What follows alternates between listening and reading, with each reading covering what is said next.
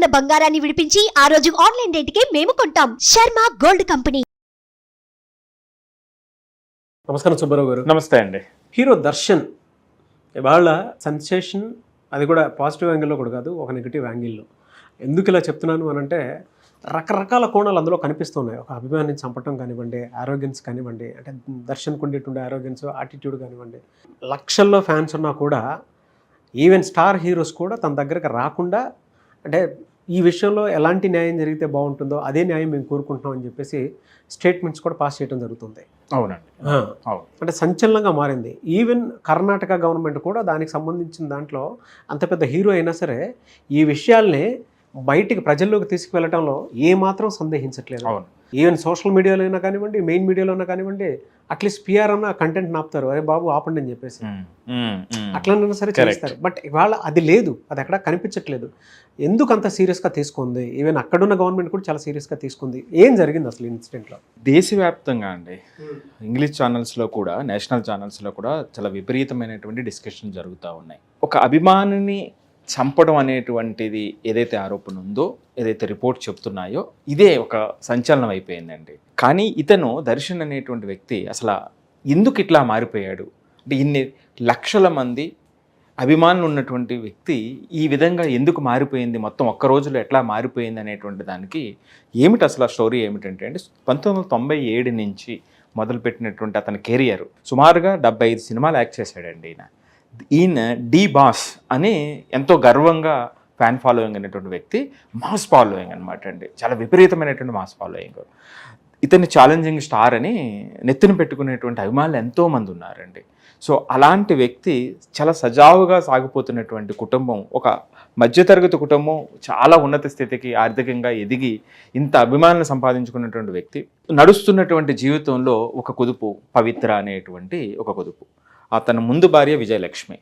So ఆవిడతో కొంతవరకు మంచి సంబంధం, మంచిగా రిలేషన్ సాగుతున్నటువంటి సందర్భంలో ఒక కుమారుడు కూడా పుట్టినటువంటి సందర్భం. అలా జరుగుతున్నటువంటి సందర్భంలో 2011లో, అంటే ఇతని కెరియర్ చాలా పీక్లో ఉండేటప్పుడే భార్య కంప్లైంట్ చేయటం వల్ల వీళ్ళ యొక్క డిఫరెన్సెస్ వెలుగులోకి వచ్చినాయండి. అప్పుడు కూడా కోర్టు ఆర్డర్ వల్ల ఆయన జైల్లో గడపవలసినటువంటి అవసరం ఏర్పడింది 14 రోజులు. తర్వాత మళ్ళీ 2016లో.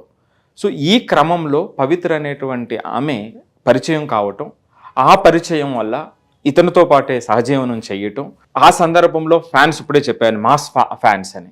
సో వీళ్ళు విపరీతంగా రియాక్ట్ అవ్వటం మొదలు పెట్టడం. సో ఈ రియాక్ట్ అయినటువంటి సందర్భంలో జనరల్గా సెలబ్రిటీసు ఎవరైనా సరే ఆ మెసేజెస్కి రియాక్ట్ అవ్వాల్సినటువంటి అవసరం ఉండదు. కానీ ఈమె పవిత్ర అనేటువంటి ఆమె ఒక అభిమాని పెట్టినటువంటి కామెంట్కి రెస్పాండ్ అవ్వటం, దాన్ని మోర్ పర్సనల్గా తీసుకుని దర్శన్కి చెప్పి ఇతను చాలా అబ్యూజివ్ లాంగ్వేజ్తో మెసేజ్ పెడుతున్నాడు అని చెప్పడంతో, ఇతను జనరల్గా సైకాలజీలో ఏం చెప్తామంటే అండి, ఒక చిన్న స్థాయి నుంచి ఈ స్థాయికి ఇట్లా వచ్చినప్పుడు దానికి తగ్గట్టుగా ఇతనికి చాలా వివాదాలతో ఘటనలు ఉన్నాయన్నమాట అండి. ఒకసారి అయితే ఒక రెస్టారెంట్లో ఒక వెయిటర్ని కొట్టడంతో అది కూడా కేసు చుట్టుకోవటం, వేరే హీరోస్ మీద లేదా అభిమానుల మీద దురుసుగా ప్రవర్తించడం అనేటువంటివి చాలా సందర్భాలు జరుగున్నాయి. అంటే సో ఒక దూకుడు స్వభావం కూడా ఇతనిలో ఉంది. సో అదే దూకుడు స్వభావంతో ఇంత స్థాయికి ఎదిగి ఉండొచ్చు కూడా. సో ఈ సందర్భంలో ఏమవుతుందంటే సైకలాజికల్గా నార్సిస్టిక్ బిహేవియర్ కొంత ఎక్కువ వచ్చేస్తుంది. నేనే ఇంకా అనేటువంటి అహం వచ్చేస్తుంది. అహం చాలా పెరిగిపోతుంది. అంటే కాకుండా మీరు బయటకు వెళ్ళేటప్పటికి అభిమానం అని దేవుళ్ళలాగా చూసేటువంటి వ్యక్తులు ఉండేటప్పుడు ఒక డెమిగాడ్ అనేటువంటి అభిప్రాయంలో ఒక ఊహల ప్రపంచంలో ఉండిపోతూ ఉంటారు. సో ఇదొకటి కానివ్వండి.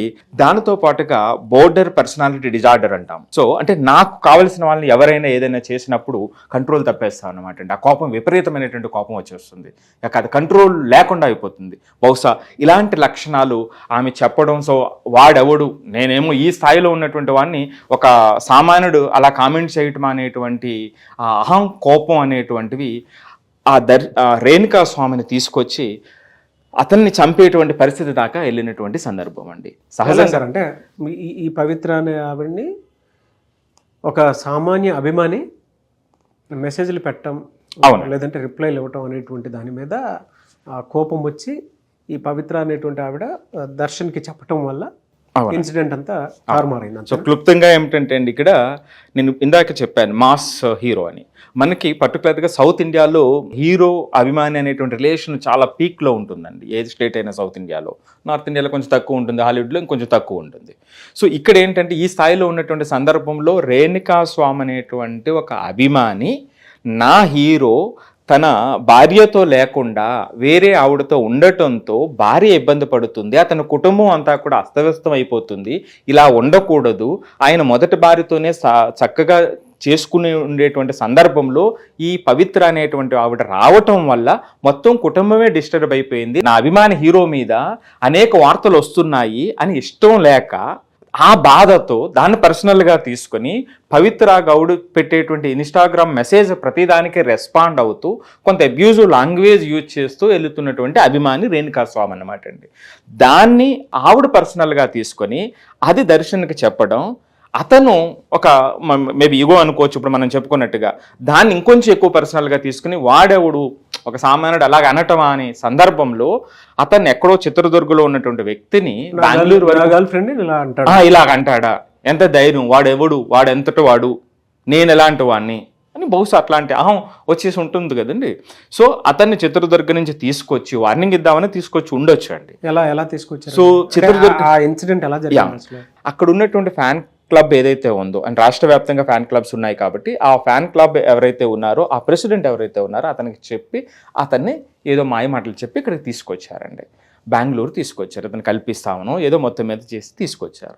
ఇక్కడ తీసుకొచ్చిన తర్వాత బెంగళూరులో ఒక ప్లేసులో అక్కడ పెట్టి ఇక అనేక చిత్ర విమర్శలండి, 300 పేజీల రిమాండ్ రిపోర్ట్లో, అంతేకాకుండా పోస్ట్ మార్టం రిపోర్ట్లో ఉన్నటువంటి అంశాలను క్రోడీకరించి చెప్తుంటే చాలా ఎన్ని చిత్రహింసలు అంటే అన్ని చిత్రహింసలు అతన్ని పెట్టడం జరిగిందండి. సో ఈ క్రమంలో ఏం జరిగింది సార్? అతన్ని కర్రతో బెల్ట్తో తీవ్రంగా కొట్టడం, అతను పర్సనల్ ప్రైవేట్ పార్ట్స్ మీద తీవ్రంగా కొట్టడం, దీని ద్వారా బాడీలో తీవ్రమైనటువంటి రక్తస్రావం అండి, వెనుక భాగంలోని కాళ్ళ దగ్గర పొట్ట దగ్గర తీవ్రమైనటువంటి రక్తస్రావం జరిగింది. అదే సందర్భంలో ఒక్కసారిగా తలని తీసుకుని, సినిమాల్లో కొడతారు చూసారు, అట్లాగా తలని తీసుకుని అక్కడ ఒక వెహికల్ ఉందటండి, ఆ వెహికల్ మీద డైరెక్ట్గా కొట్టారట. బహుశా డాక్టర్ చెప్తున్నది ఏమిటంటే ఆ సందర్భంలో అన్కాన్షియస్ అయిపోయి అక్కడ తలలో ఉన్నటువంటి తీవ్ర రక్తస్రావం వల్ల ఆయన చనిపోయి ఉండొచ్చు అనేటువంటి రిపోర్ట్, పోస్ట్ మార్టం రిపోర్ట్ చెబుతున్నటువంటిది అనమాట అండి. అంటే ఒక దేవుళ్లాగా అభిమానించేటువంటి అభిమానిని ఇంత క్రూరంగా కొట్టడం అనేటువంటిది, కోపం రావటం వేరండి, వార్నింగ్ ఇవ్వటం అనేటువంటిది సహజమైనటువంటి కొన్ని సందర్భాలు జరుగుతుంది, అది జరగకూడదు అయినప్పటికీ జరుగుతుంది. సో అలా కాకుండా ఇంత తీవ్రంగా ఇతను పాపం నాకు 1 year అయింది, మా భార్య ప్రెగ్నెంట్, 5 నెలలు ప్రెగ్నెంట్ అని, సో ఎంతో వేదనతో కాళ్ళు పడినప్పటికీ కూడా వినలేదటండి. ఇప్పుడు ఎలా సార్ అంటే వాళ్ళ వైఫ్ ప్రస్తుతానికి ప్రెగ్నెంట్? అవునండి, అవును. ఇక్కడ ఇంకా మరింత బాధాకరమైనటువంటి విషయం ఏమిటంటే ఇతనికి 1 సంవత్సరం క్రితం మ్యారేజ్ అయ్యింది, ఇప్పుడు తన భార్య 5 నెలలు ప్రెగ్నెంట్ అండి. పుట్టబోయేటువంటి ఆ బిడ్డ పరిస్థితి చూడండి ఒక్కసారిగా. ఇక రెండో విషయం ఏమిటంటే ఈ బాడీని తీసుకుని కలెక్ట్ చేసేటువంటి సందర్భంలో కొన్ని పార్ట్స్ కుక్కలు తినేసినాయటండి, ఒక చెవి లేదంట, ముఖం మీద పార్ట్స్ ఎక్కడో ఒక చోట డంప్ చేసేసారనమాట అండి. సో ఇంత దారుణమైనటువంటి చావు అతనికి, ఆ రేణుకా స్వామికి రావటం జరిగింది. ఎవరి వల్ల వచ్చింది? నేను నిన్నటి వరకు అభిమానించినటువంటి వ్యక్తి వల్ల ఇది జరిగింది.